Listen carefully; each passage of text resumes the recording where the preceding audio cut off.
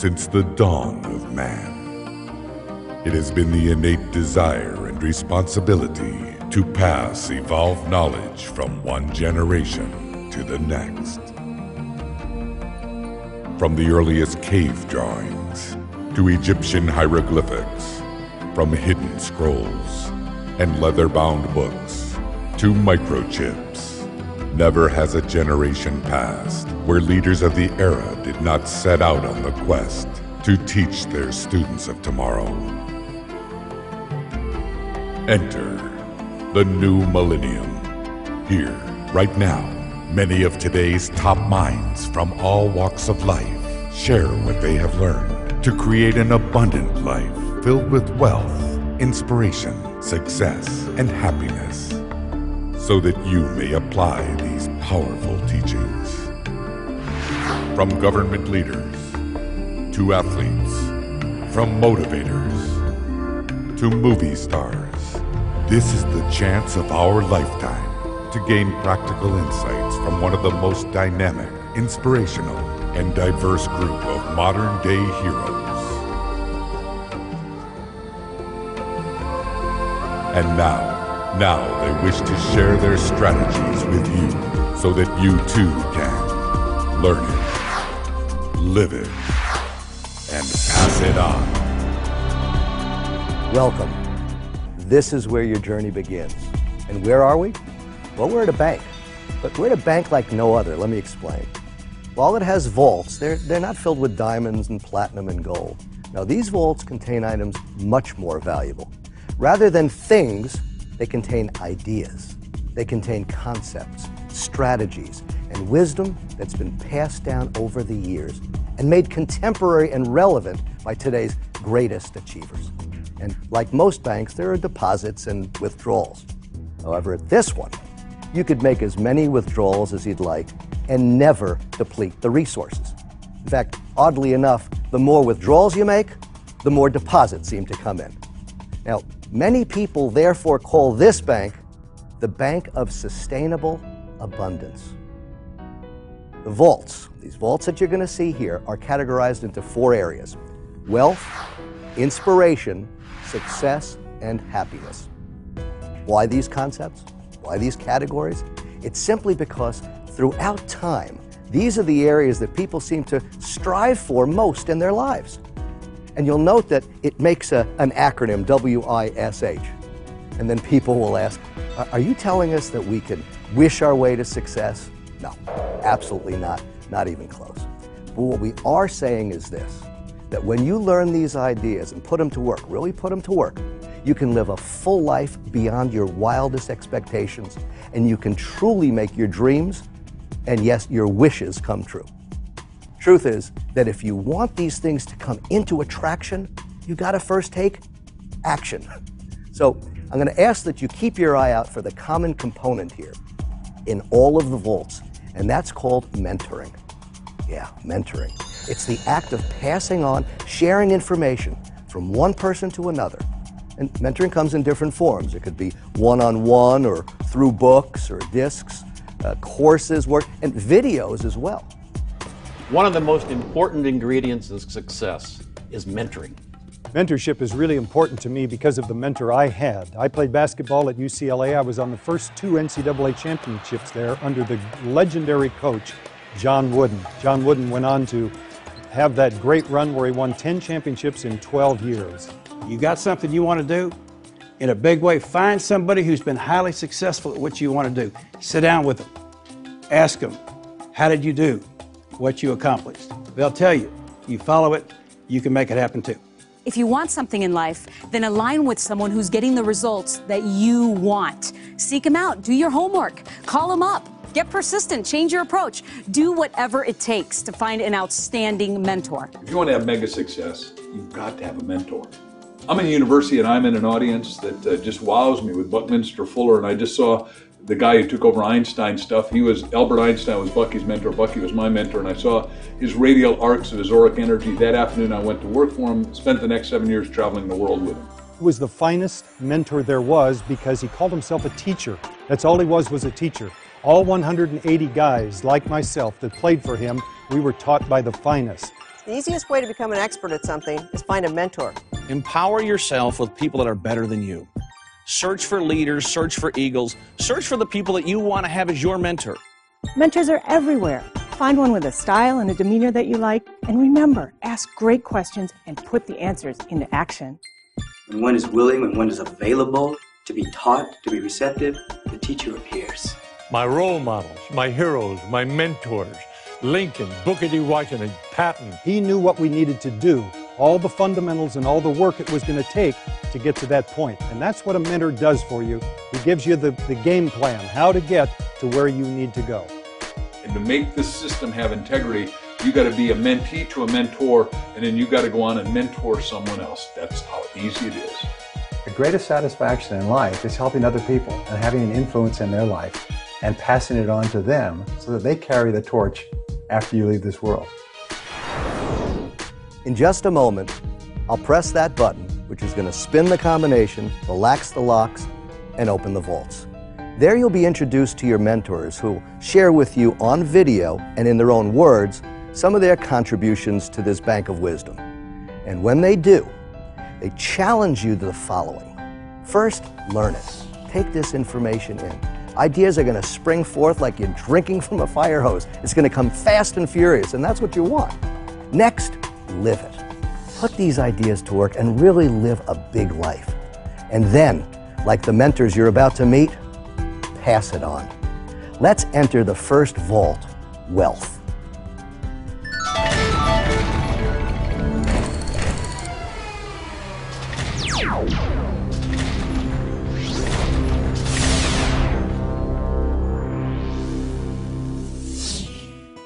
You are in the vault of wealth. Everyone wants to be here, but not everyone knows the way. In fact, it's been said you could ask 1,000 leaders how they became successful, how they became wealthy, and chances are you'll get 1,000 variations of how they did it. On the same note, ask these same leaders, what actual steps did you follow to get there? And you will find common denominators that each of them followed to go from where they were to where they are now. Okay, my catchphrase, my nickname, I know it's pretty cool, but a lot of people think I only mentor millionaires or I work with big giant corporations. And although that's true and pretty much what I do, I also mentor inner city kids in my hometown of San Diego, California. In fact, I want to share a story with you about a young man I worked with. His name was David. David the Goliath, I called him. 6'4" at only 14 years old. He was a really good kid. His father passed away and he didn't have a positive role model in his life. In fact, he got into a mentorship program because he stole a bicycle and carried a pocket knife to school. A no-no, and he knew better, but he was hanging out with the wrong crowd. So I decided to start working with him, and we built up a bond. It was wonderful. And about 2 months goes by, I could see he started progressing quite well. His homework got better, and he started making a difference around his household. So we ended up strategically over at a department store where we started walking around.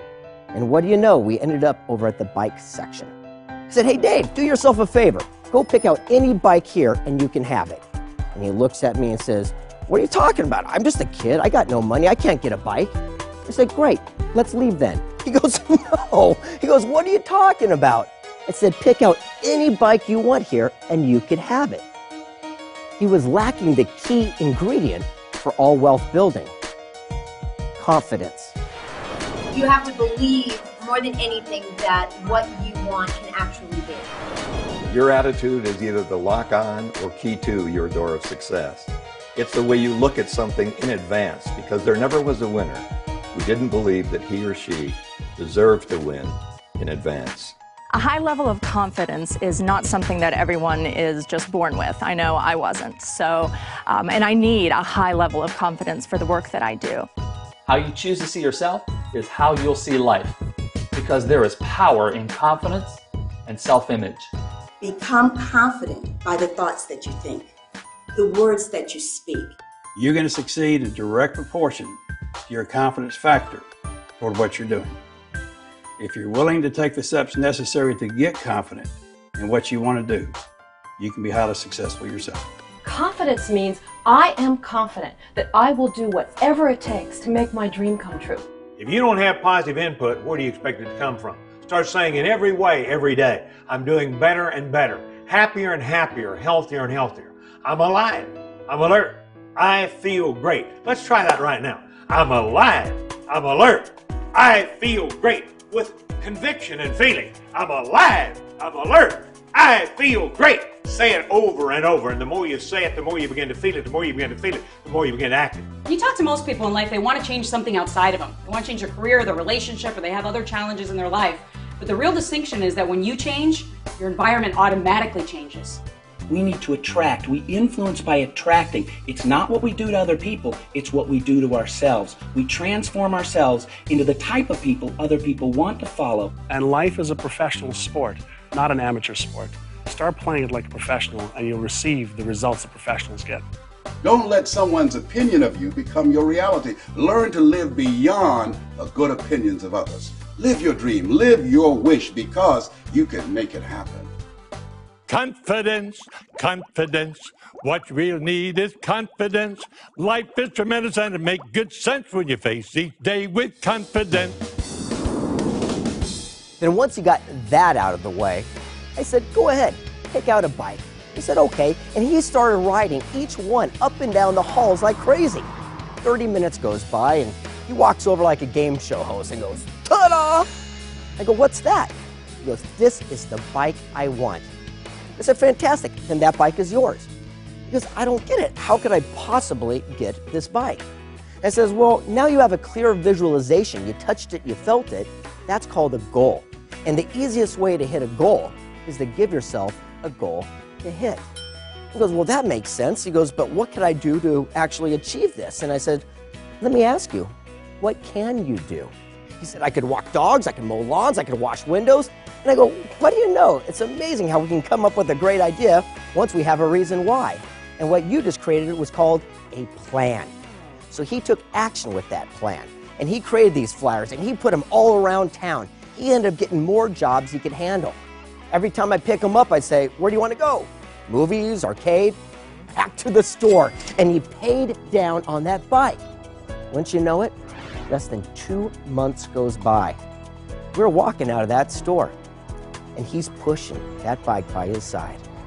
You've never seen someone with an expression on his face like that before. Smiles from ear to ear. I go, I don't get it. How in the world did you do it that fast? He says, I just implemented what you taught me about duplication. I go, what are you talking about? I know I've given you a lot of lessons, but what do you mean? He says it was like this. I was getting paid $10 a yard to mow their lawn. He goes, the other kids in the neighborhood started getting jealous. They were sitting on the curb watching me make all the money. I go, yeah, but what did you do? He goes, I hired them for $5 each to do the work for me. The next thing you know, he had an entire crew of people mowing lawns in the neighborhood, and he was just supervising. He tells me he even got a t-shirt with a magic marker and wrote Boss Man across the chest. He was incredible, and I was pushing it. I go, man, you little rascal, that's a great, great story. And we're pushing it out and loading it into the back of the trunk. I said, how are you feeling right now? Titanic goes out. He goes, king of the world! I go, great. I go, you're feeling pretty confident. Absolutely. I looked at him and I said, let me ask you something. He goes, what? I go, how would you like it if someone stole that bike from you like you did before? Oh, that hit home. From that point forward, he decided not to get in trouble anymore. In fact, he turned his entire life around and started mentoring other kids within the community. So much so that our local TV station came out and did a report on him, the most outstanding young man who turned his life around. He even had the same jobs 2 years later with other people mowing the lawns for him, all based on residual opportunities. Now you might be saying to yourself, well, that's a warm, fuzzy story and everything, but what does that have to do with me and wealth? It has everything to do with it. You see, he followed the exact blueprint that we discovered that all wealthy people did. You see, it all begins with this. He had a goal. Because without a goal, it's impossible to reach your destination. One of the keys to success is clarity, because you can't hit a target that you can't see. But if you can see the target and you keep shooting at it, eventually you do hit it. You know, in my life, I've lost my eyesight, and I spent the first half of my life with sight, and the second half of my life I've spent with vision. And they are both very powerful things. There are few things more precious than our eyesight.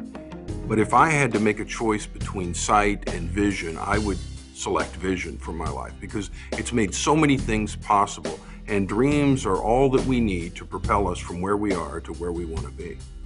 For me, I wrote myself $1 million check because I wanted to be a millionaire. Then I went and I blew it up and I placed it everywhere where I had to keep seeing it so I could keep visualizing it so it became real. Visualization was a key strategy that had been given to me, and I finally decided to do exactly what they said. Visualization to me is a daydream with intent. But somewhere along the way, we forgot how to dream. We lost it. We lost the very thing that we knew how to do that manifested what we wanted. First, you must envision what it is that you're committed to manifest. Whatever that is, whether it's a new car or a new house, maybe you're expanding your business or attracting that relationship of your dreams. You can't say just, I want to lose some weight, I want to make more money, I want a better job. What you say is I want to make a specific amount of money, I want to lose a specific amount of weight, I want to be in this position, or I want to start this company. Deciding what it is with absolute clarity. Specificity rules the world. It's numbers, it's how much, it's how long, it's when. You got to put it in concrete so that your mind can get a hold of it, because the mind is the most incredible biocomputer ever created.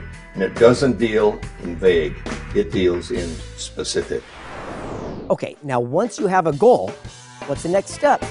Well, just like Dave, he created a flyer. Remember I asked, what can you do? So many people focus on what they can't do or what they shouldn't say or where they shouldn't go. Wouldn't it be great to start asking yourself, hey, what can I do? What am I capable of? What could I do with my life without limitations? So Dave made his flyer. Remember, he'd walk dogs, wash windows, he'd mow lawns. He'd do whatever he had to do, and that's called a plan. A goal without a plan is just a dream. You know, in the airline industry, no plane ever takes off without a flight plan, without a destination in mind. And if you were to leave from an airport and deviate by 1 degree, you could miss the destination by 1,000 miles. Same thing can happen in your own life. File your flight plan, stick to it. Imagine driving from Los Angeles all the way to New York City without a road map. Sure, you might get there eventually, but you need a specific plan. Attention. Take your attention. You are so powerful, and direct your attention onto that thing that you are so passionate about. Set a goal, then figure out what you have to do to achieve that goal.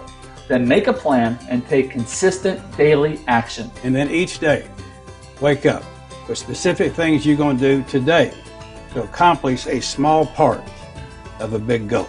You know, we wouldn't go to the grocery store without a list, so we don't waste our time, effort, and energy in the grocery store.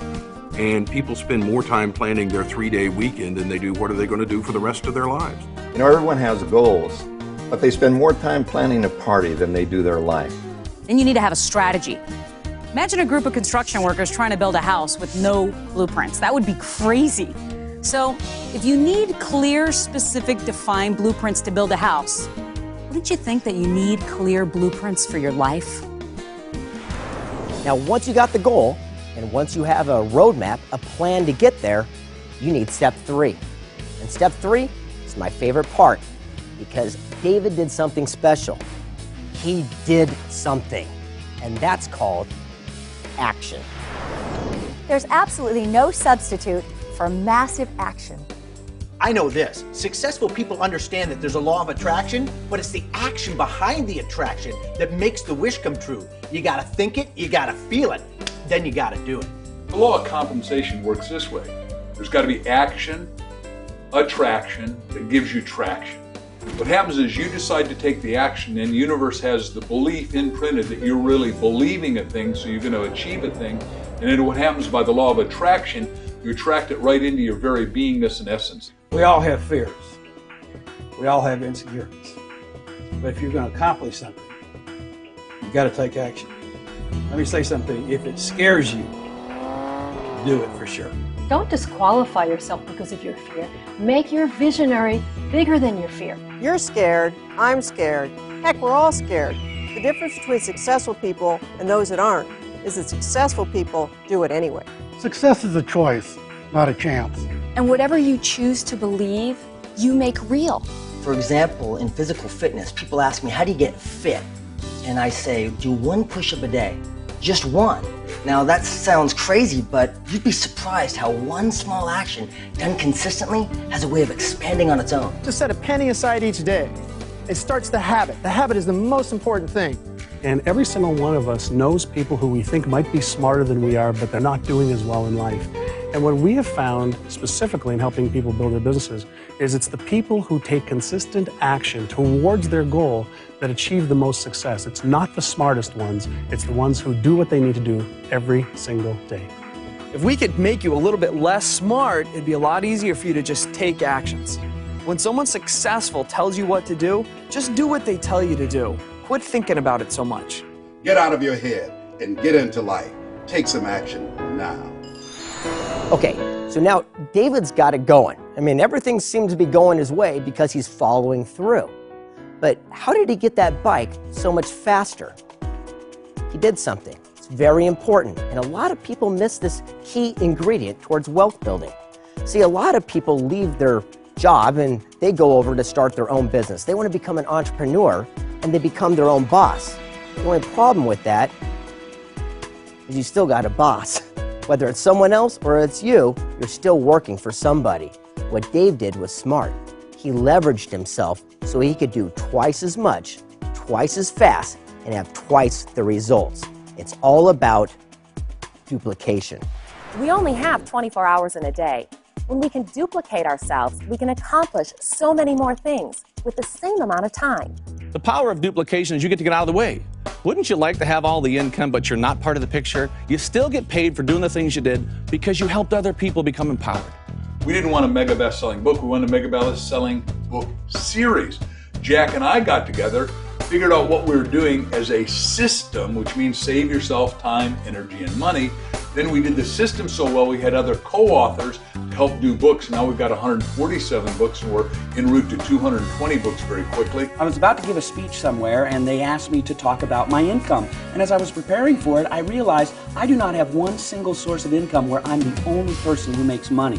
One of the best things you can do to create flow into your life and create wealth is to partner with other people. Then you make money, they make money. And once we started selling, we sold a few to get the momentum going. We sold them from seminars, so we multiplied ourselves instead of 1-on-1, 1-on-10, 1-on-200, 1-on-2,000, 1-on-20,000. And then we got other authors to do that. Then we got to do it on media, and we got to do it in a multiplicity of different ways. So we've now duplicated ourselves, so there's 144 million books. Wealthy people understand the power of duplication.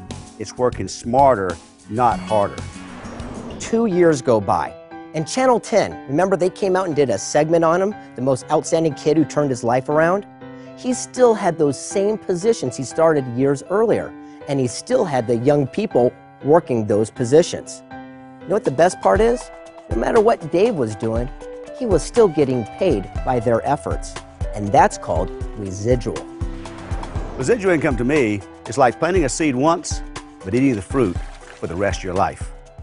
Why do you want residual income? Because think about it for a second. Wouldn't you like to do something one time and do it right so you can get paid for the rest of your life? Most people go through life doing what they have to do just to make that check every week. That's not what it's about. You want to get multiple streams of residual income so you have the choice. Kind of interesting, one day I woke up to realize that I was living in a welfare mindset. What's a welfare mindset? Paycheck to paycheck to paycheck. Even though I own my own company, I was president of my own company, I'm like going, you know, I've got to keep doing what I'm doing or I don't get paid. I said that I was going to save 10% of everything that I made, and with every job, I was going to buy myself a really cool present. And then as time goes on, my savings is growing, that 10%. I then took that and invested it and continued to buy myself presents. And now I've got money that goes into savings, goes into my investments, it starts coming back around, and I get really cool presents. You need to have passive income so that you can have freedom to do whatever it is that you love passionately. Simply put, residual income is doing something once and then getting paid for it over and over again. And then I realized that there was another way to live life, and that was the wealth mindset. What's the difference? It's called residual income and leverage of time, energy, effort, people, and money. And what happens is it'll go out as wave propagation and it'll come back to you as sustainable, perpetual, residual income, which is the best kind of income there is. And the final puzzle piece in this vault of wealth comes down to this final principle. I love this. You see, Dave understood something. Sure, he wanted that bike, he wanted that goal, but he surrounded himself with other people and helped them. You see, the other young men and women in the neighborhood, they were mowing the lawns for the $5, and they were working for their goal, their bicycles, their dreams. So at the end of the day, it comes down to this. To get what you want, help others get what they want first. Greg, that was beautiful. That's what it's all about. Could you give us an example of that in real life? Yes, actually, let me tell you a little story about someone that I surround myself with. His name was Jack. He's one of my greatest mentors I've ever had in my life. And I'm sure you know him. Do you know Jack? If you don't, then you don't know Jack. I'm Jack. You see, like a lot of leaders, I started my own business and I was having a tough time. And across the hall, I shared this business park with these people I called the grumpy old men. I wasn't that grumpy. But the leader of this group, he was a special man. I love this guy. And I figured he really was important because he did something that was incredible. He was president of something called the Distinguished Flying Cross Society. That's right. If you ever flew a mission in the war and you did some heroic deed, you got this award of honor. An honor it truly was. And the person who held it all together, his name was Jack. And one day I went across the hall, I said, Jack, I got a question for you. I'm having a tough time in business and I want to see if you could help me. And he looks at me and says, yeah, young man, come back tomorrow at 1 o'clock. I'm going to take you out to lunch and I'm going to teach you how to become a self-made multimillionaire. I go, what? And he goes, come back tomorrow, I'll explain. Fine. I started leaving. You know me. I come back 2 minutes later, I go, Jack, I got to know, what were you, president? He goes, technically, yeah, you could call me president, CEO. But again, people just call me Jack. So we took something that was a small little idea and grew it into something very large. When you come back tomorrow, I'm going to show you how you could do it too. I said, thanks, Jack. I'm really looking forward to it and I appreciate it. So I left the building. I come back 15 minutes later. I go, Jack, I got to know. What were you president? What were you CEO? He was down on the ground fumbling through some papers and he looks up at me and goes, have you ever heard of Velcro? I'm like, wow, I really want to learn from this guy. The next day we go to lunch. But here's the true key element towards a life of sustained abundance. And I said, what is that? He looks at me and he said, mentoring your way to millions. He said, remember that old saying that says, treat people the way that you want to be treated? I go, yeah. He goes, that's a lie. Treat people the way they want to be treated. Treat people the way that they want to be treated. Because everyone's got different goals. Everyone's got different dreams. But if you can help them achieve what they are, you can have anything you want in return.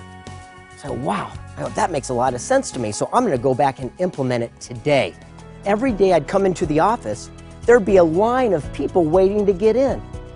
Do you know why? They weren't working for me any longer. They were working for their goal, their dream. And what do you know? Sales doubled, then they tripled. And I ended up getting everything that I wanted in return. So the key element to true wealth, to get what you want, help others get what they want first. So now you've worked the principles, you've earned the wealth, and you're sitting pretty. Let me ask you a question. What are you going to do with all of it? The whole philosophy of pass it on is to share it from one generation to the next. Sure, you could leave a bunch of money behind, but there's something much more important. One word, legacy. I guarantee you that right now in your head you have an idea for a poem, a song, a book, a play, a movie, even the next great invention. And here's the question. What are you doing with it? Could you imagine unlocking the vault containing all the great leaders who've had great ideas, people like Edison and Alexander Graham Bell and Ford and Jonas Salk? Now what you're about to explore right now is the exact same sequence of events that they followed to take their idea from their head to the marketplace. Get ready. Here comes the vault of inspiration.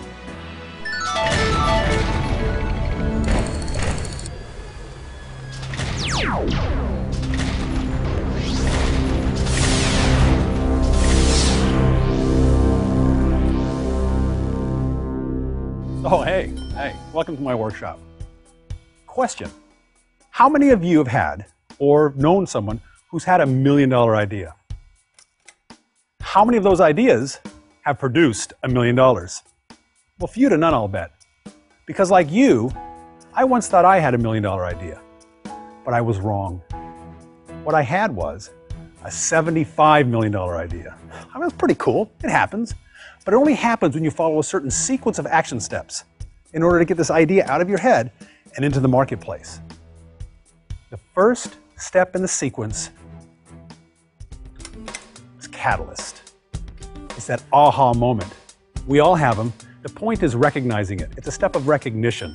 When you're driving down the road, you're in the shower, or you wake up in the middle of the night because it hit you like a ton of bricks.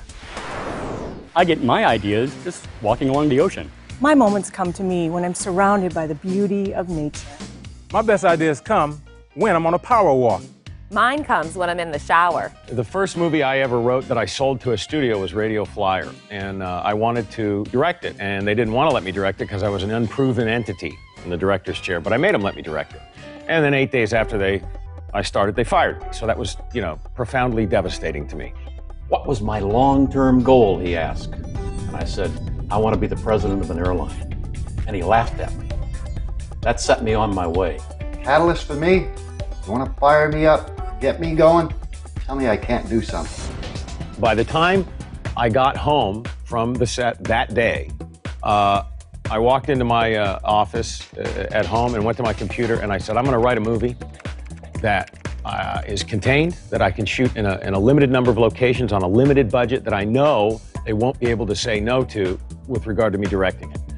And I didn't know what it was. I knew I wanted to do that, but I didn't know what the story was or what I was going to write about. And I sat down and literally got the aha moment, which was a kid goes over a wall and he's got to get a ball back. And there's a big scary dog back there. My aha moment was really as a result of a disturbance to my body.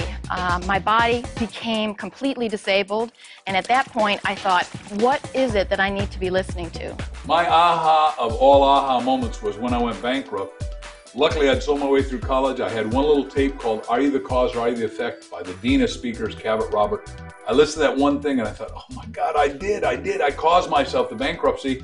But if I caused it, I can uncause it. I can go up by thinking up. We are the thinker of our own thoughts. One day, laying in bed, my aha moments come to me just before I fall asleep at night. Boom, an idea came into my head. Which story came from my childhood, which was a bad incident where my little brother went over a fence and there was literally a dog over that fence named Hercules. A little movie trivia for you. And it bit him bad on the leg. So I endeavored to make that a heroic story and sort of change the past and write it the way that I wanted it to happen. And that's where the Sandlot came from. Now this is where the fun begins. Concept. This is where you get to create an embodiment of that product, service, or business to fulfill that dream or solve that problem. The law of attraction is a great law. And yes, by being in the right vibration and by using your mind properly, you can attract a lot of things. However, there's some corollary laws that you have to understand. One of which is one of the other great laws, is called the law of time or the law of gestation. And we know, for example, that your ideas, your thoughts are seeds. Just like a carrot seed takes about 70 days to go from seed to a carrot, your thoughts and your ideas take time. And so we've got to be patient and let the law of time or law of gestation work with us as we're using the law of attraction. You have to remember that your mind is an extremely fertile seedbed. Whatever you sow into it, that's the harvest you're eventually going to reap. If you carry hurt, offense, stuff from the past, unforgiveness, resentment, and so forth, you find those are the things that you start attracting into your life. So protect the seedbed, sow some good stuff in there, and you'll get a great harvest. Invest in yourself. The universe knows that you're interested, and it rushes to you with an inspired thought that will change your life. There's an old rule, it says called the 90-10 rule. It says the first 10% of time that you spend being absolutely clear about those things is going to save you 90% of the time in achieving your results. And what do you think people do that have ideas that are successful? They take the time to plan. They take the concept and they ask themselves, what do I need to do from a legal perspective? What do I need to do from a financial perspective? What do I need to do from a sales or a marketing perspective and a management perspective? They do their research to find out whether their idea has got validity and whether that they can sell their idea to people in the marketplace. And then and only then should they take their time and their money and invest it in really fermenting that idea and making something out of it. Now, what better way, well, in fact, what other way to get your product, service, or business to the marketplace, but to effectively communicate that idea? The trick here is to fully immerse yourself in the creation of that concept. And then when you fully own it, then you can give it away because it's yours. The quality of your results and the quality of your life is directly proportionate to the quality of your communication. Not only your communication with other people, but most importantly, your communication with yourself. It's important to communicate with yourself before you can effectively communicate with others. Someone said to me the other day, is it required that you take your children to Walmart to beat them? Some people act like that, don't they? No, I told you, get out of there. You want me to take you out of the parking lot? Whoop you? If you don't love your children, how do you expect them to love themselves? Say encouraging, positive things to your children, to your spouse, to your associates, to your friends, your family, yourself. Be careful about how you talk to yourself. I'm happy, I'm healthy, I'm terrific. Instead of, oh boy, that makes me mad. Oh, that upsets me. That makes my back hurt. Let's try it right now. I'm happy, I'm healthy, I'm terrific. Come on, you can do better than that. I'm happy, I'm healthy, I'm terrific. Repeat it over and over, day after day after day until you begin to believe it. Speak that thought. Positive words become positive things. Every word we speak is powerfully charged with positive or negative energy. No neutral ground, positive or negative. We've got to start listening to what language we're speaking, because we're either speaking ourselves into positive results or negative results. And again, the choice is up to you. Your commitment to clear communication will show up in every area of your life. Now that we've done all this communicating with ourselves, it's time to get your idea out there and find like-minded people who will buy into your dream. Rapport is power. Rapport is a relationship of total responsiveness with another human being. And when you can get to that level, when you can have two-way dialogue and two-way communication, that's when magic happens. I find that the best thing that happens on a set working with anyone is when we listen to each other and we really take each other in. That I recognize that you're there and I'm here, and we're two beings who are creating something together, and we're listening and we're cooperating. You ever had this situation happen where maybe you thought of somebody and you haven't talked to that person for months or even years, and suddenly that person calls you out of the blue? Or in today's world, maybe you're emailing somebody or you're texting somebody, and before you can hit send on that text, suddenly you receive a text from that same person. That's when you have the essence of rapport. You're in direct relation. You're able to send that vibration out to them and for them to reciprocate it back to you. Commitment. This is where the business begins, because this is your due diligence. This shows your determination, so that when you go to others to help fulfill your dream, they know you're on track and they're willing to put all their efforts behind it. Commitment. You have to stick with it. All right, no matter how many walls you keep bumping into, remember one thing. One day you will find that door. Go on through it. Everybody in life has goals and dreams, but only a few people actually pursue them. And the critical skill for success is self-discipline. If you're truly committed to what you want, then you have the ability to force yourself, to make yourself do what you should do, when you should do it, whether you feel like it or not. And if you can do that, you can conquer the world. If you're 100% committed to what you're doing, you can win. You can succeed. You can overcome any obstacle. If you're 99% committed, it's just a matter of time before you fail. You've got to commit. When it comes to commitment, it comes down to this. When it comes to success, you always pay full price and you always pay in advance. Those first 24 to 36 months are everything in building your business. If you're not going to commit the 24 to 36 months, then don't start. You're better off not to start at all. But if you're going to do it every day like it counts. When I was younger, people told me, you're not going to be a worldwide executive, you're not going to fly around the world, and you're not going to do this. Can't never kid. Guess what? I kept going. I kept fighting. I hit a lot of humps in the road, but I kept going and going and going. And then I flew home and showed him my jet. It was fun. Sometimes when people see successful people, they think, oh, they've always had that. But let me tell you about my career.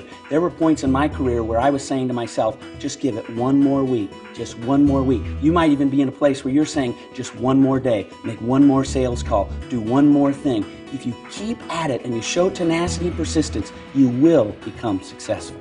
You have to have a no matter what attitude, that if times get tough, so be it. If it's hard, then do it hard. And if you have that kind of no matter what, no excuse is acceptable attitude, that will empower you to snatch victory from the jaws of defeat. I love that. But you know what else I love? I love capital. Yeah, I love financial capital. But whenever I've chased money, and this may be real to you, I've never been able to find it. Closing a deal, money flows.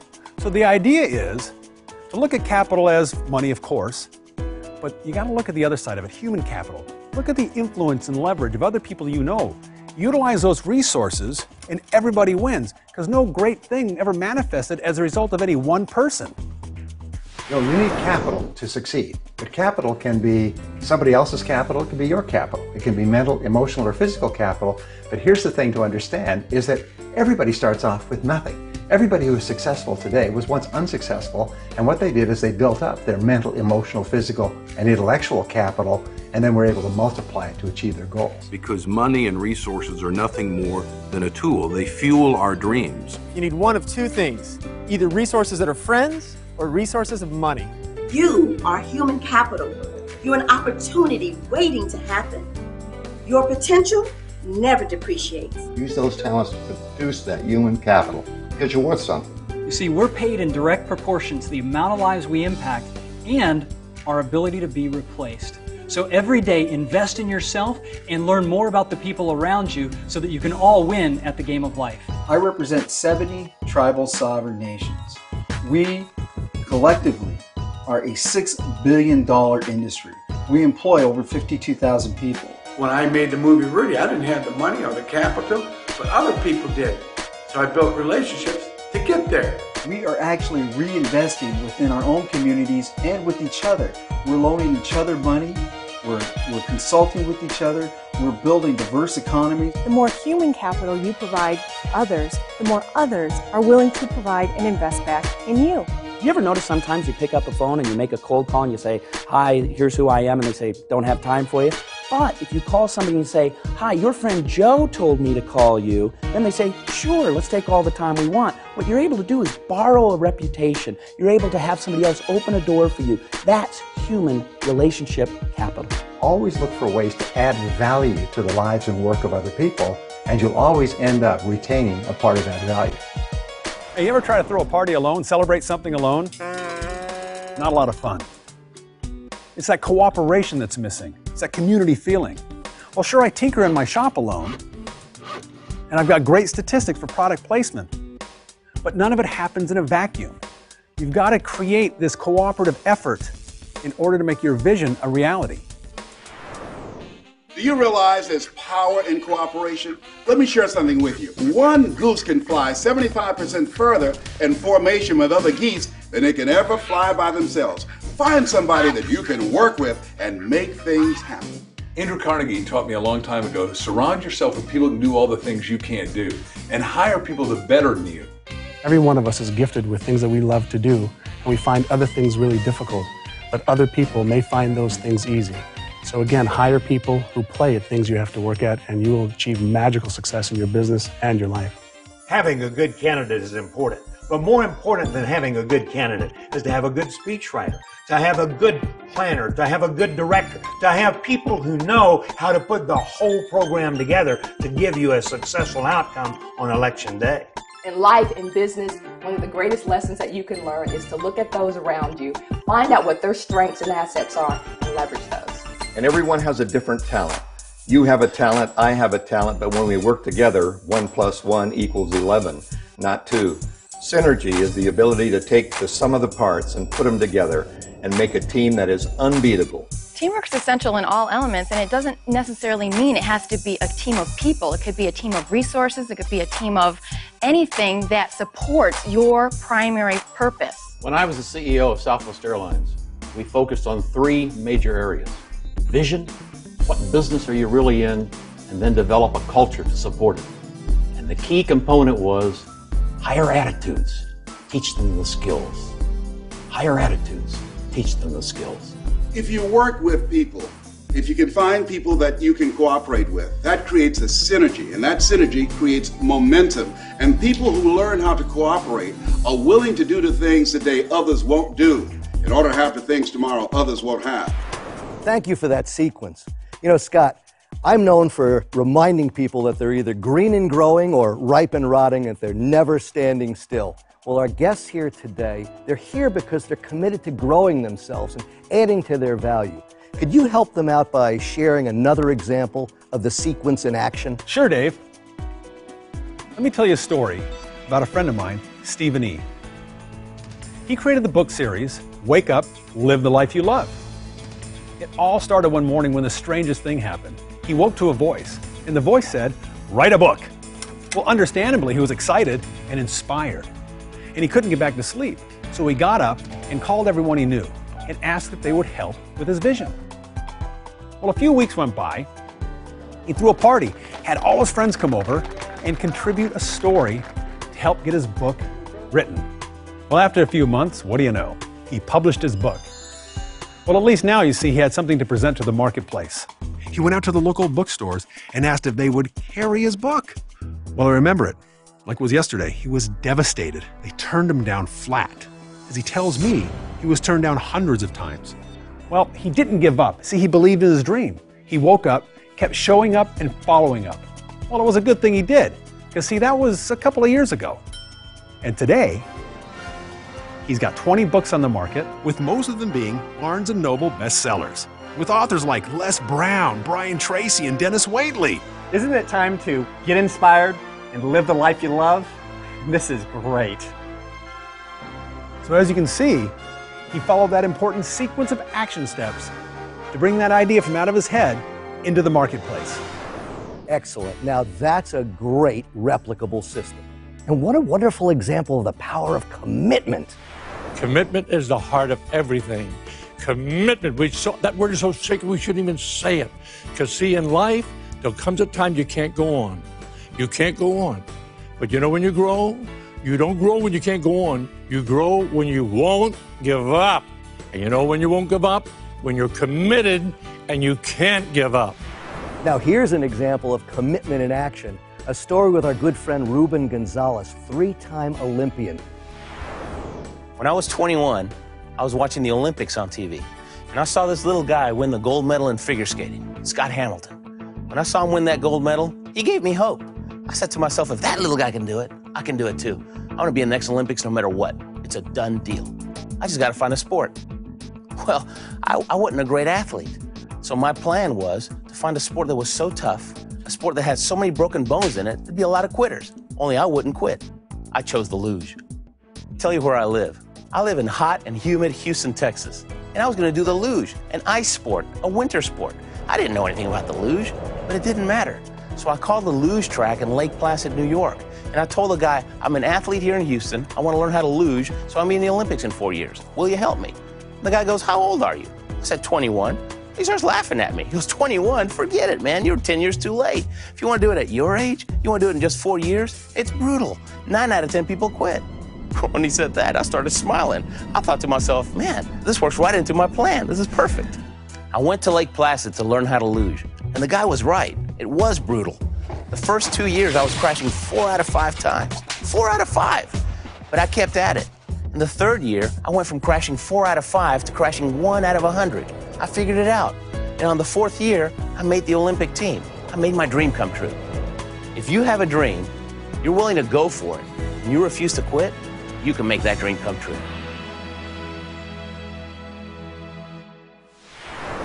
Commitment and success. And it takes us right where we want to be, the vault of success. Inside is a code. Just may change your life. See, chances are your entire life you've heard people say, find your major definite purpose or live your purpose. What you don't often hear are the specifics on how to actually find that purpose. Well, check this out.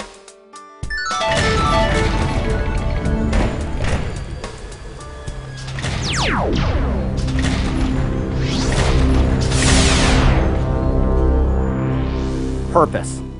Look, we're all put on the spinning rock for a reason greater than ourselves. And while we're here, it's our mission to find out what that purpose is. You've just entered the vault of success. And success, defined by us and all the other great leaders, is simple. It's living your life in pursuit of what that mission is.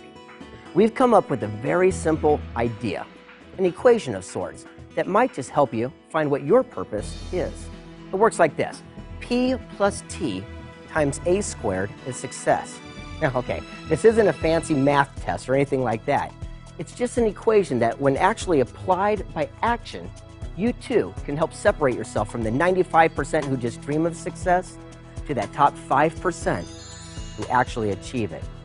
It works like this. Say you love stuffed animals. They're all over the house. In fact, it drives people nuts every time they come over.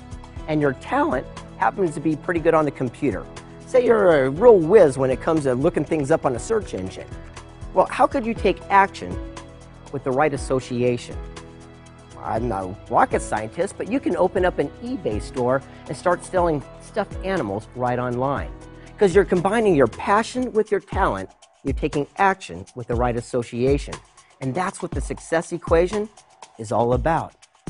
The first element is the P, and that stands for passion. If you love what you're doing and you believe in it and you can bring your people along with you, passion will aim you toward the goal you're seeking. Passion is the difference between being in something and that something being in you. We all want to live passionately, and that's how we begin to get to that next level of success that's waiting on us to get there. I pinch myself every day. I really do. Here, I'll do it right now. Okay. I pinch myself every day about my life. I get paid to talk to so many people every day about the things that matter to me. I mean, I would do that if I didn't get paid and nobody listened. So the thing that makes me keep going, the thing that keeps reminding me why I'm doing it is A, the absolute love I have for what I do. What I do, in my view, is so fun, and I have so much passion for it. I also have a very strong sense of purpose. Is what we're doing, is what we're trading our life for worth it? Nobody has a stopwatch saying my life starts now and ends now. So we've got to make sure that every single day, every single moment, we trade our lives for something that we're passionate about, something we love to do, and something that can contribute to the lives of others, because that's when we feel our absolute best. You know, the most important thing you can ever do is be like a scientist. They don't work a day. They go to play, to experiment, to understand, to learn. The same thing with an artist or a singer or a golfer. You're doing something that you're so passionate about, you don't worry about the money. Because you do it well and you do it to serve other people, they pay you for it because you deliver more than you promise. When you are passionate about something, that means that you truly want that thing to manifest. Because whatever you decide to do, there are other people out there who are going after it too. And it's going to be challenging. It's going to be hard. There's going to be difficulties. There's going to be setbacks. And having that passion and being willing to fail at doing something that you love to do, that is going to make you unstoppable. Do it big, do it right, do it first class. Live your life with passion. Because it's that passion that'll get you up in the morning. It's that passion that'll get you going when the going gets tough. It's that passion that'll help you do the things the competition's not willing to do. All my role models had passion. For example, General Patton. What a man of passion. When he talked about success, he said success is not reaching the top. Success is not being a winner. Success is how high do you bounce when you hit the bottom. If life knocks you down, try and land on your back, because if you can look up, you can get up. Passion. Okay, you've got it now. It's that burning desire within you. But unfortunately, it's not enough. You see, the success equation is P, your passion, plus T. And T is very important because that stands for talent. How important is talent? It's everything. Think about it. You've seen these TV talent shows where they have singing contests. Sure, they've got a lot of passion, but unfortunately, many of them are lacking talent. You know, the truth is you can be born with whatever skill or opportunity or God-given talent that you have, but it's really up to you, the individual, to nurture, encourage it, and continue to learn along the way. We are all programmed. We're all genetically predisposed to having some contribution to make. Every single person has a talent. We all have different talents, but the way to succeed is not focusing on things you're not good at, but focus on things that you're good at. People ask me to come to speak and they'll say, "Are you ever get nervous?" I say, "No, I never get nervous." If you ask me to come and sing or dance, then I get nervous. Why? I'm good at speaking, not so good at singing and dancing. How do you get involved with DSL from the beginning, from the ground floor? And the answer is simple. It was my passion. It was the passion of myself and my team and a lot of really talented people that all got together and combined our talent and passion, and we created something that changed the world. Don't try to coach yourself into being able to do the things that are not your natural talents. All you're going to do is get frustrated. The best thing you can do is focus on what you do best. Focus on what you're talented at. If you're not talented, you're going to constantly be coming up against struggle within yourself, which is going to manifest struggle outside of yourself. And I think it's also important, taking one step before that, is the discovery of what you're talented at and the exploration in finding your talent. You will only be successful doing something that you really enjoy doing. But here's the key. Sometimes you have to try a lot of things before you find the right thing for you. Every one of us has been given a special gift, a talent, an attribute. We know it as God's gift to us. It is our obligation to use that to our fullest. Talent and finding talent come to something that you love.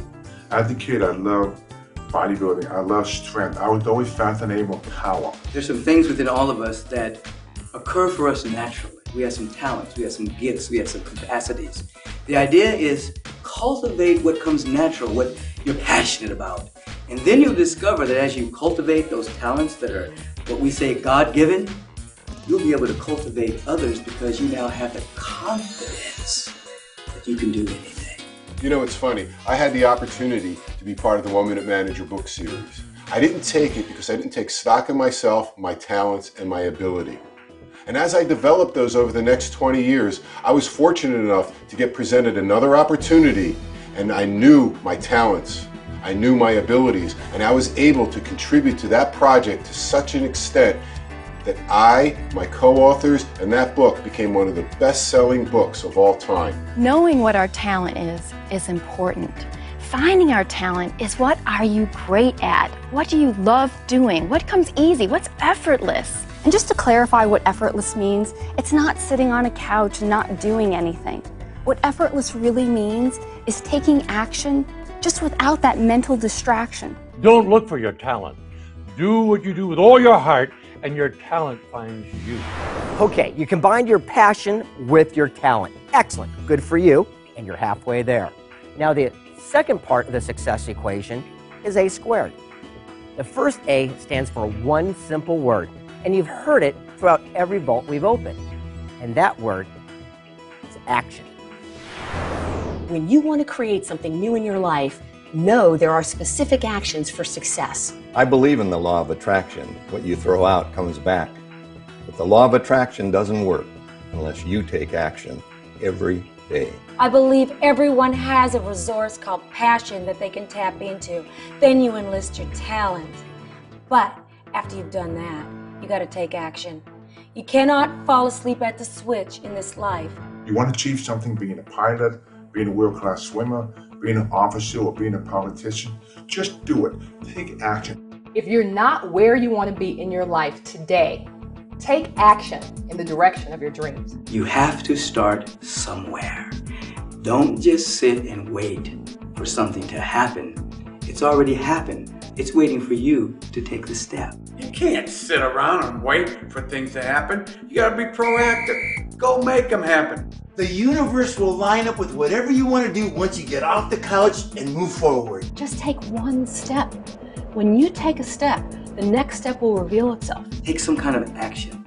Even if that action is symbolic, do something that lets the universe know that you're serious about manifesting and turning this inspiration into right action. Ralph Waldo Emerson says, every act is its own reward. You take the action, what I'm saying is you get paid down line. When I started my speaking business, I knocked on 10 doors and 1 said yes. Then I got good and I got 2 out of 10, then 3 out of 10. Pretty soon you get 10 out of 10, and the danger is you stop taking the action. You don't knock on any more doors because you say, I'm so cool, I don't need to do it. You got to keep taking the action to keep getting the result. But by and large, I don't know anybody for whom this level of success came without unbelievable effort. Here's the bottom line. If you want something, you want to be a success, you got to be willing to pay the price. Pay the price of discipline or pay the price of regret. In other words, most of us know a lot more than what we live. You already know everything you need to know to be successful. You just got to put the remote control down, scoot the bag of chips away, get off the couch, and do something. Now that you've taken action, what's the final A in the success equation? Well, that's association. You see, just like our Beanie Baby fan, they found their passion and their talent. They took action with the right association, eBay. Because remember this, you are a direct reflection of the 5 people you surround yourself with the most, and your income will be the average of those 5 people. Successful people learn the power of association. If you'll associate with people who are even more successful than yourself, it will enhance everything you do. I think the right connections are very important, but those of us who came up without the right connections can take a lot of hope from the fact that we create our own connections. So you can go meet anybody you want to meet, and the most successful people I find to be the most available. You're known by the friends you keep. What kind of people do you associate with? What kind of thoughts do you put into your mind? If you hang around the people who are always filled with anxiety and frustration, that's what you'll experience. If you hang around winners, people who are happy and enthusiastic, happiness and enthusiasm are contagious. You'll catch them, and you will show that in the way you conduct yourself in life. Who are you hanging around with? You want to hang around people you have respect for, not people you have influence over. I can tell an individual where they're going by who they're hanging out with. Whenever you choose a friend, you're basically biting a chunk of your own destiny. So the idea is, if you begin to know where you're going, look around and begin to associate with people who are walking in that direction. Most important that you do surround yourself with the best, because that way you get the best people and the best result. I'd rather be a member of an all-star team than be a solo star. If you're doing something by yourself, you ain't doing nothing, honey. You have to have a team. But it's not a me thing, it's a we thing. Pass it on and share it with everybody. One last word on association. What's the use of having all these great people together if you don't put it to work? We suggest a mastermind group. What's that? Well, that's when you get 5 like-minded people together and you compare thoughts, ideas, strengths, and goals. You know what they call it when you get 5 people together that think negative thoughts? We call that a landmine group. You are the same today you'll be in 5 years. Get what you think. The people you meet and the books you read. Hang around thinkers, you'll be a better thinker. Hang around workers, you'll be a better worker. Hang around givers, you'll be a better giver. Hang around a bunch of thumb-sucking, complaining, griping boneheads, and you will be a better thumb-sucking, complaining, griping bonehead. In other words, your income in the next 5 years will be the average of your 5 closest friends. Do this. Grab a pen and a paper. Write down your 5 closest friends. Write down what you think they make. Total it up and average it out. You may find, like I did, I needed some new friends. If we're in a situation where we've just learned something, we've been to a class, we've just accelerated, we've just brought something new into our life, we take it back to the people that we're with. What can happen is they may try to pull you back. You may take new action, have new strategies, they may try to pull you back. Not because they don't love you, because they don't want to lose you. Find the 5 most successful people you know, call them up, ask them to spend some time together. Make that call. The reason most people fail is they don't make that call. If you want true success, surround yourself with champions. Every day it'll make a difference by spending the time with the people that know where you want to go, and if they care, you'll know. You weren't born knowing everything. If you want to get there fast, use a mastermind. Successful people think big. They're always focusing on the what if, how are we going to make it happen? They're focusing on the dream. When you surround yourself with successful people, you'll start thinking big. And then, the sky's the limit. One simple reason, and there are many, but one simple one, happy people attract people into their lives. Unhappy people do not. Exponentially increase your thoughts and your energy. That's the power of a mastermind group. When you want to grow, when you want to develop, when you want more, the key is to get around the people that are doing the things that you want to do. You want to be in shape, you got to be around the people that are working out, that are in shape. You want to make more money, go with people that are making more money. Go with people that are getting the outcome that you want. That too will help you get it. It'll raise your standards as well. That could be the single best example of taking a complex concept and translating it into a simple, easy-to-use equation. I can't tell you how many times I've referenced that with my clients. Greg, could you illuminate that formula with one more application? Yes, let me tell you a story about Lee. In fact, he's a young man I mentor, again, in my hometown of San Diego. A great young guy, 23 years old. You see, he was an electrical engineer, and he just wasn't very happy with his job. I started meeting with him once a month and said, what is it you really want to do with your life? Because I could see he had something called golden handcuffs. Golden handcuffs is where he made too much money, he couldn't afford to leave, so he was trapped to his desk. I says, well, what would you really like to do? He goes, I just don't know. So we did the success equation.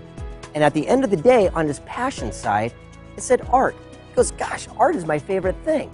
On his talent was engineering. Heck, that's what he went to school for, and he was pretty good at it. I said, Lee, how could you take action with the right people and do something with that? He says, well, I created something called a tranquil. And I go, what? And he goes, a tranquil. It's an indoor waterfall that as soon as you walk into a residence, you see it come trickling down the sides of the wall. It has beautiful sound and music to it. He goes, it's an inspiration for all that see. And I went, wow, well, let's go make them. He says, I can't. Golden handcuffs. About 2 months go by. We meet again. I remember the look on his face as he sat down. I said, what's wrong? And he goes, I got laid off. I looked at him. I said, excellent. This is great. Dude, don't you understand? This could be your ticket to freedom. What are you talking about? Well, this is the whole thing we're talking before, about the success equation. Combining your passion with your talent, taking action. I mean, this right here, that could be your ticket to freedom. And he said, okay, I'll give it a shot. 6 months. Don't you know it? 3 months goes by, and ABC gets a hold of him. You know that show Extreme Home Makeover where they tear down a house and they remodel it? Well, they feature his tranquils throughout the episodes. In fact, 4 of the best of episodes, as a matter of fact. And now, he puts them all around the restaurants and homes in our neighborhood. The guy's making an incredible income because he did just that. He applied his passion with his talent. He took action with the right association. And that is the success equation. So here we are. We've spun the combinations, we've relaxed the locks and opened the vault doors in all of the areas: wealth, inspiration, and success. But there's one more. Just why do people strive for these areas? Well, it always seems to come down to one thing: happiness. Let's open it up, Scott.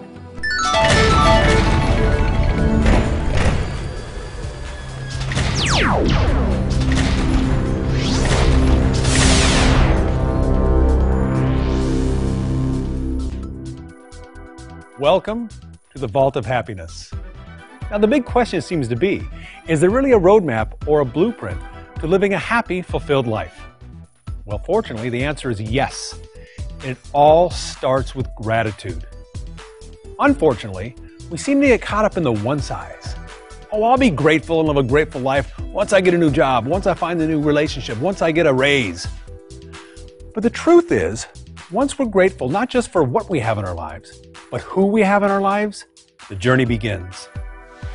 The best place to start is from a state of gratitude.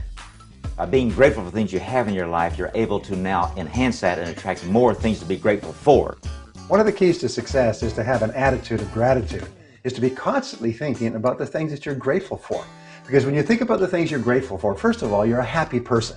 The reality is that gratitude has power in it, because as you have a grateful heart, you draw more of the same to yourself.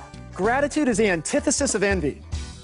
If we are expressing envy in any way, shape, or form, we are automatically putting repulsive vibrations out there into the universe. But the moment we are grateful for what we have and can bless others that have what we're looking for, we create an instant magnetism in the universe and attract those possibilities to us. Most of the time when we think about being grateful, we think about just being grateful in our own mind. One of the things that will unlock success for you is to be grateful to other people. When somebody does something for you, when somebody gives benefit into your life, go to them and tell them how grateful you are for them. That creates an emotional bond that will connect you and help you achieve success. That if every day you'll stop and think about 10 things you're thankful for, before you even get out of bed or when you're doing your morning routine, just think of 10 things you're thankful for. I'm thankful the weather's nice, the car started, whatever it may be that you're thankful for. I like to say that the enlightened give thanks for what most people take for granted. So if you look around your life and just are grateful for really small things, that attitude will become large, and you'll discover in that field more things to be grateful for will begin to pour forth in your life. Start with anything, and then everything will come to you. You'll see it come pouring in because the universe rewards those who have appreciation for what they already have. When I had my 50th birthday party, my son, the teenager, got up and he was asked to say a few words. And kids, when they're teens, don't like praising their parents. So I didn't even know if he'd say anything. And you know what he got up and said? He said, I want to thank my father for one thing, for always being happy. And it was the best thing he could have said. I preferred that to had he said, I want to thank my father for loving me. I want to thank my father for supporting me, for being a good man, whatever. That was the best. Mark of gratefulness is gratitude. My favorite prayer with our children was, God, we thank you for our food, but if we had no food, we thank you just the same. Because we're not thankful for just what you give us. We're thankful most of all for the privilege of learning to be thankful. Have you ever felt like you had the weight of the world on your shoulders? That's anger and resentment. Try adopting a policy of, if it doesn't flow, let it go. You see, you've got to learn to forgive. That's the second step on a road to happiness. Forgiving others, but more importantly, forgiving yourself. Stand tall and be proud. That way you can forge ahead without any impediments. Joy is the reward for letting go.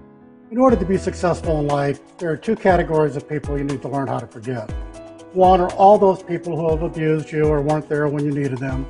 And the second one is yourself. But it's time for all of us to meet the true thinker. The beautiful, powerful, talented, healthy, abundant, unlimited you. And not to get trapped into the thoughts that you think of who you are. When you forgive yourself, you unlock the door to your true self where all your dimensions of creativity are. When you feel blocked, it's often because you've turned your disappointments inward. Choose to forgive yourself and unlock the door. You've got to be willing to let the past go. Have you ever tried carrying 10 old boys on your back because you try to have success for them? What happens is you fail with them. You see, you can't get where you're going if you're always focused on where you've been. When you forgive others, you just put the past behind you and work towards the future. Here's one of the facts of life. People are going to wrong you. And here's one of the things I know. When other people make mistakes, we want justice. When we make mistakes, we want mercy. One of the things that'll change your life is when other people make mistakes, extend to them the mercy that you want. Forgive them. It'll open up a whole new world for you. You have to look for the good in every situation. That's what I have found. I have found that athletes only get better with struggle. People only get better with struggle. A fighter only gets to become a better fighter when his opponent is just as good or even better than him. So look for the good in every situation. Forgive it from that aspect that this was something that's healthy for me, something I'm going to learn from. I won't let it happen again, and it makes you a better person. When it comes to forgiveness, don't walk through life carrying around a cancerous poison in your life. Forgive, and that's the first thing that you'll experience from other people. Happiness begins with forgiveness. Forgiveness of self and forgiveness of others. Happiness will elude you if you have bitterness or resentment. You see, bitterness and resentment is like you drinking poison and expecting the other people to die. I had a breakthrough recently. You know, it's been said that when you forgive, you forget. Then I heard something. No, forgiving is not forgetting. Forgiving is remembering without getting angry. Whoa, that's a major breakthrough for me. The next step in a truly fulfilled life, service. To be great is to give service, to give to others. It's all about helping others. Think of it. When do you most want to give things to others? When you're happy. Bob, serving others is the mark of a truly successful person. If you're not spending your life on something that will outlast you, you are wasting your time. You should be spending your life serving other people, especially the next generation. We all make a difference, but we don't make a difference by winning gold medals or blue ribbons or making a lot of money buying a bunch of cars. We make a difference by getting up every day and doing our best. We make a difference by being creative and flexible and seeing the good in people. Talent and money are no good unless they're employed in the service of others. I've always believed that I can't hang on to my talent. I've got to use my talent to serve. When I give you what I have and it benefits your life, then I'm serving a purpose beyond myself.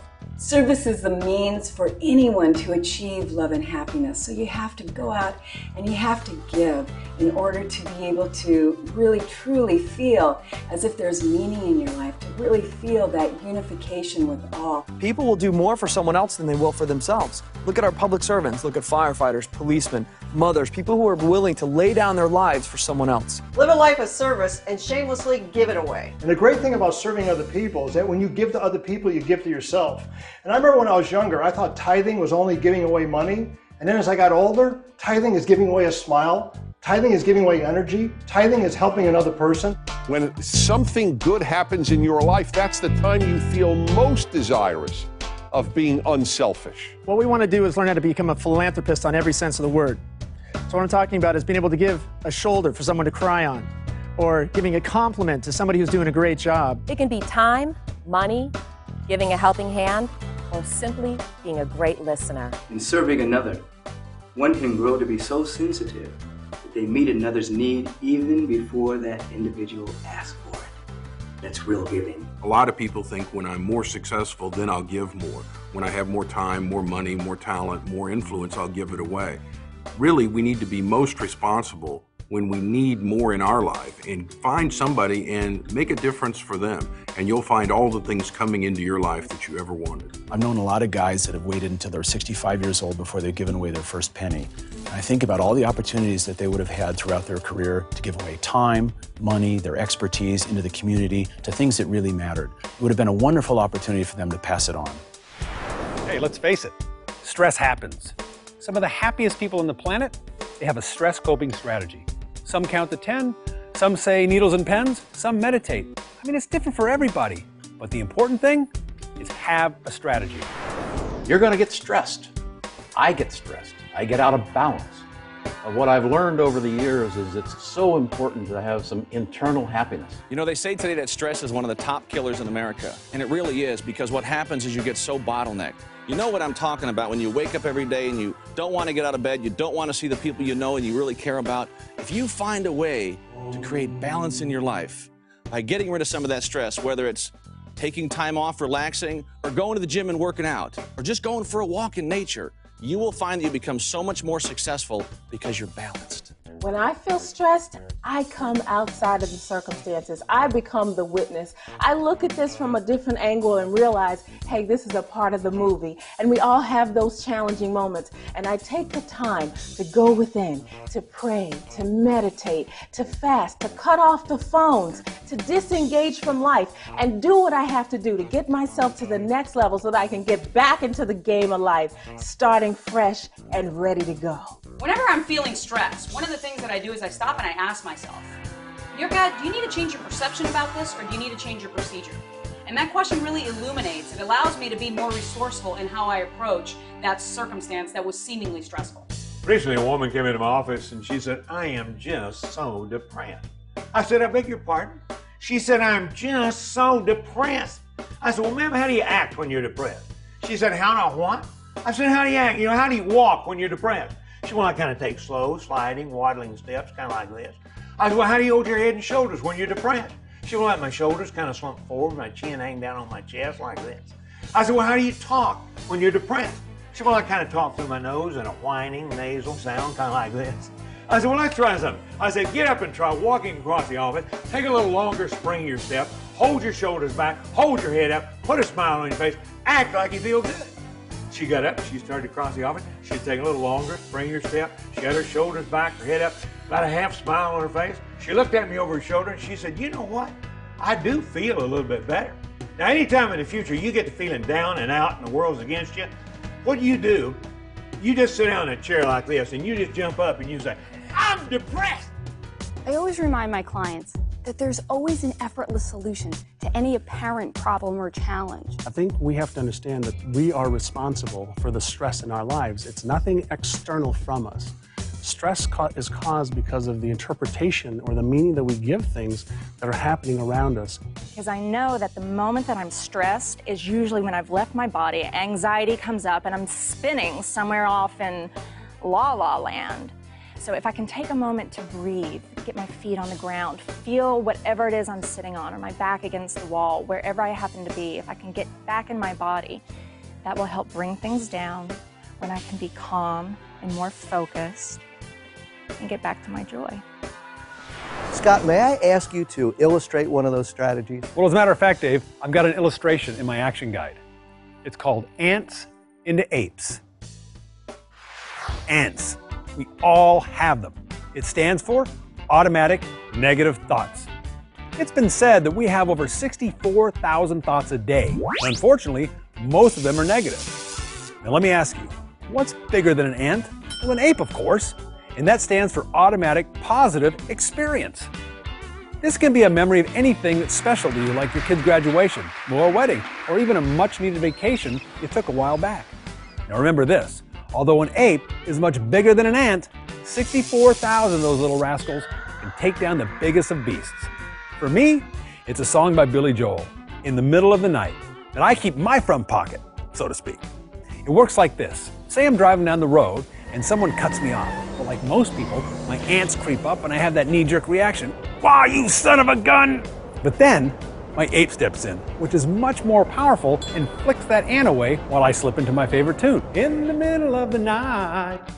Now, it takes some practice at first, but before you know it, your ape will be standing right outside that anthill and flick those little buggers away as soon as they pop their heads out. That is the power of turning your ants into apes. Now here's one of my favorite steps to a happy life. Personal time. For me, I take long drives. Not in traffic though. No, I take long drives on long stretches of open highway. So that way I can clear my mind and think good thoughts. I am a fanatic about personal time. I make sure that I have time at the beach, and when I get to the forest, my most important thing is to watch the trees be green. Simple joy of life is to be out in nature, to be at the ocean, to breathe fresh, clean air. It's always best to enjoy yourself. Don't take yourself too seriously, and enjoy life and those people around you, and just laugh, have a good time. One suggestion, find your sanctuary. For me, it's my bubble bath, and I love the fact that there's a lock on the door and a fragrant bath bomb and a candle, big bottle of Perrier, maybe a glass of wine. For you, it might be your garden, it might be a big chair, whatever it is, find it. For the first 30 minutes that I'm awake each day, I lie in bed and plan my day. Just find myself, spend some time with me and through affirmation, prayer, meditation, and get things right with me. Every single day within the first hour that you wake up, invest time in the things that make you happy, then healthy, and then wealthy, and tell me how you do then. The single best way to have personal time is to rest. My patients tell me that they can't sleep because they can't turn off their minds. It's possible to slow down and sleep, but you must give yourself the time to do it. People are always saying, I don't have enough time to exercise. I say we all have enough time to exercise. We just have to have the commitment. I speak to tens of thousands of people and hundreds of airplane rides a year.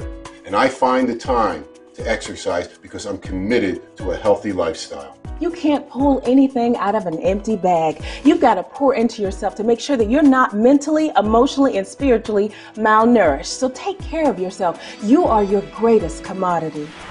The last step in the last vault is simple and easy.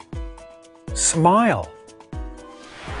One of the most simple gifts I can give that gives me great pleasure in giving, and I know people enjoy receiving, is a smile. It's so important to smile in order for you to be able to feel positive, happy emotions, even if you're not feeling them in the moment. It may seem a little cheesy or inauthentic, but it's not. Because when you smile, it'll shift your body language and it'll start making you feel a lot better. Pass it on. Pass it on. Pass it on. Your smile is your most effective method of communication. It transcends all language barriers. A smile is the key to open the door you thought you could never get through. One of the greatest techniques I learned on the road to success is Smile Talk. I learned that it was a way for me to manage my environment and manage my attitude. The smile is the secret weapon of success. Pass it on. Pass it on. Pass it on. Pass it on. Yeah, I like to smile, but it isn't quite that easy at my age anymore. Things aren't going right, and they're not going the way you want to. Just smile. Think of all the money you're going to make. And the beauty of a smile is that if you keep giving out smiles to the universe, the day you feel bummed out and a little bit gloomy and down and a little bit in dread, somebody that you've sent out a smile to is going to see you, feel your core essence, smile at you. It's going to force you to smile, and you're going to instantaneously feel better. Let's get everybody to smile everywhere, always. Pass it on. Pass it on. Pass it on. Pass it on. Pass it on. Pass it on. Pass it on. A smile is what creates atmosphere. Atmosphere does not come out of thin air. Somebody has to create atmosphere. And tell me a quicker, easier way to create some atmosphere than a big smile. What a journey. Let me cut to the chase, because this isn't the end of the journey, not by a long shot. This is where it truly begins. And one sure way to maximize your effectiveness is to do the following. First, take a good, solid, realistic look at where you're at today. Look in the areas of wealth, inspiration, success, and happiness. And get real honest with yourself. What's your starting point on these areas of a scale of 1 to 10? Say 1 is lousy and 10 is mastery. Where are you starting? Then accentuate the positive. The high numbers, pat yourself on the back, that's good stuff. Next, illuminate the negatives. Shine the light on those areas with the low numbers where when you could illuminate them, you could start working towards eliminating them. Now, how do you do that? By applying these mentors' ideas. Take right action on these things. Move closer and closer to being that perfect 10. There it is. Our journey has taken us through 4 vaults filled with mentors and inspirational leaders, where they've shared openly, in their own words, some of their wisdom for living a life of sustained abundance. And now, together, we challenge you to learn it, live it, and pass it on.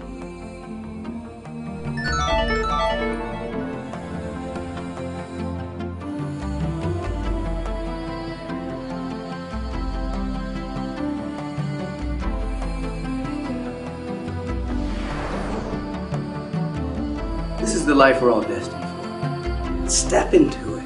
Let it happen. You don't have to be great to get started, but you have to get started to be great. Find your magnificent obsession and take it all the way to the end of the road.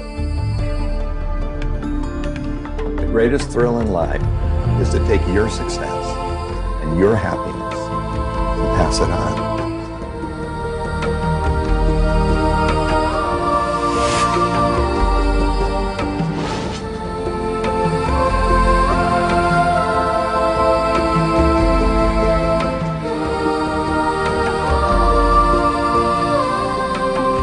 So much joy coursing through the universe right now that when you really let it happen with that happiness, that joy, that wealth, that absolute success and inspiration, you will click your heels, you'll just move around and dance in such a way that your whole life will be a dance. You'll be dancing for God, you'll be dancing for wealth, dancing for prosperity. As a matter of fact, the whole universe will dance through you. Not asking much, all that's good and gold and such. Aim your dreams past what you know. Plan the how and don't let go. Break it down to build it up. Keep your mind on a filled up cup. Don't keep the flow into yourself. Gotta pass it on to someone else. Wish it good, wish it now, wish it good. Wish it wow, make a wish, wish it now.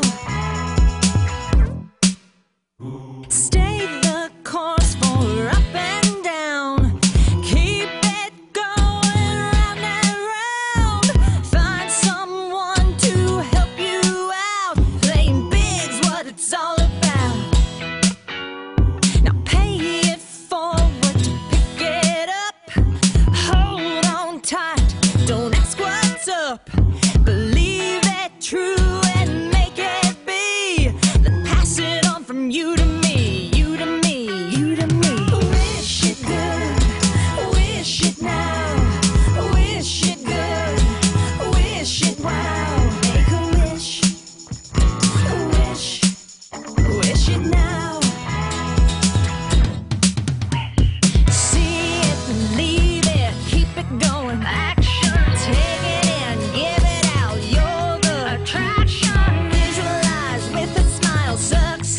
Play work, take a chance, feel the joy. Come and dance. Not just a fad, it's here to stay. A movement made for life today. Grab your groove and get it on. Heed the word and pass it on. Wish it good, wish it now. Wish it good, wish it wow. Make a wish, wish it now. Just around the corner, there's a rainbow in the sky. So let's have another cup of coffee and let's have another piece of pie. Trouble just a bubble and the clouds will soon roll by. So let's have another cup of coffee and let's have another piece of pie. Wish it good, wish it now. Wish it good, wish it wow. Make a wish, wish it now.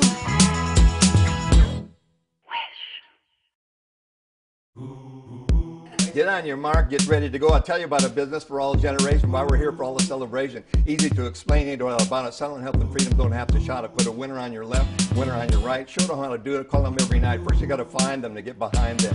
It ain't funny, you wanna make some money. What do you wanna do is get rich doing good, making people healthy, doing things they should. Don't deny the good life's what you wanna score. It's not about the money, but I'm tired of being poor. If I live to be 100 just like Bob Hope, I wanna be rich, I ain't no dope. So get back to the store and stock up on the tools so you can tell the story, not look like a fool. Remember what I told you and put it in your pitch. The stuff will make you healthy but you won't get rich.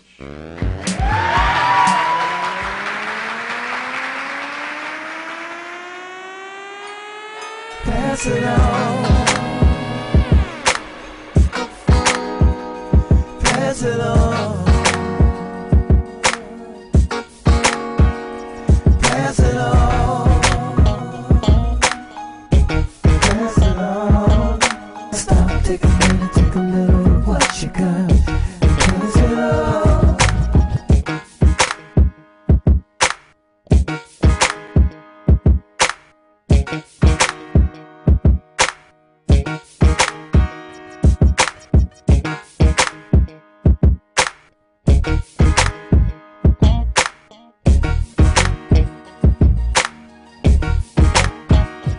Pass it on. Pass it on. Pass it on. Pass it on. Stop, take a minute, take a little. What you got?